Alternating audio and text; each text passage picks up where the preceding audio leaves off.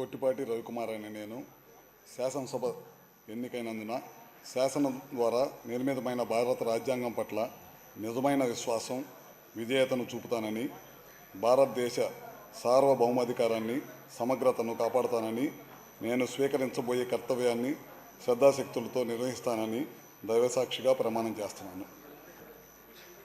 ఆంధ్రప్రదేశ్ శాసనసభ్యుడైన అనే నేను సభ నియమాలను కట్టుబడి ఉంటానని, వాటిని అనుసరిస్తానని, సభా మర్యాదలను పాటిస్తానని, సాంప్రదాయాన్ని గౌరవిస్తానని దైవసాక్షిగా ప్రమాణం చేస్తున్నాను.